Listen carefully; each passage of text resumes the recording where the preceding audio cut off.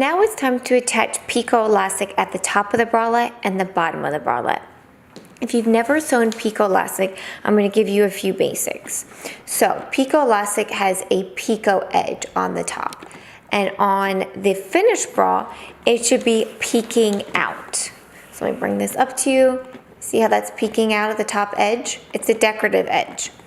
Also, picot elastic usually has a right and a wrong side. So the right side is the plush or velvety side, and on the finished bra, it should be facing against your skin or your body. And this is because it will help absorb all your body oils and stuff like that. So let's get into sewing the picot elastic. I sewed the side seam.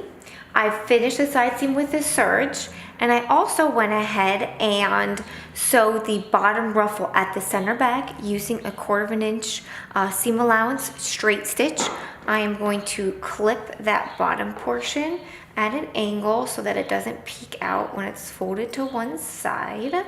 And now it's time to sew the elastic, the picot elastic at the top and the bottom of the bralette.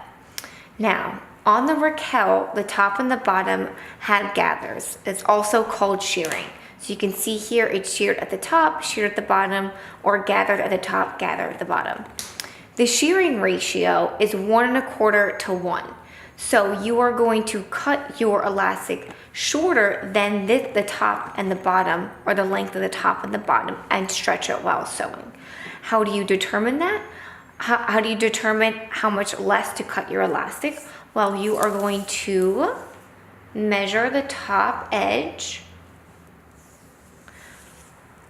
which is 17 on this Raquel, and then you're going to times it by 2 because it's on the full, which is 34, and then you're going to times it by 0.75, which is 25.5. So I'm going to cut my picot elastic 25.5 inches long, and then I'm going to pin it to the top, mark it in half, mark it in 1/4, and then pin it on top. I'm going to show you that in the next episode, how to cut, how to pin it all together, and then sew it.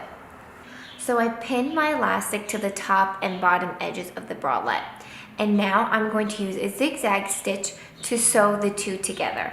I'm going to stretch my elastic slightly when sewing, and I'm going to sew the zigzag on the side closest to the picot edge. Okay, so I have sewn the first pass of zigzag stitches on the picot elastic at the top of the bralette and the bottom of the bralette. I was a little inconsistent with my zigzag stitches. They're a little bit close together in some spots. I find it very helpful if you pull while stretching from behind the presser foot so that it feeds evenly. That'll help prevent your zigzag stitches from being inconsistent like this. So now that I've sewn the first pass, I am going to flip the elastic to the inside of the bralette, and I'm going to sew another row of zigzag stitches.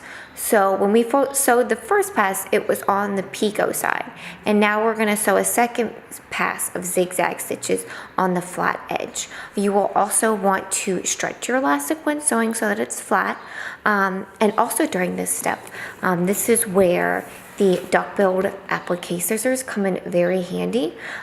So you can use them to trim your seam allowances super close to the stitch line before folding your elastic back and sewing the second pass.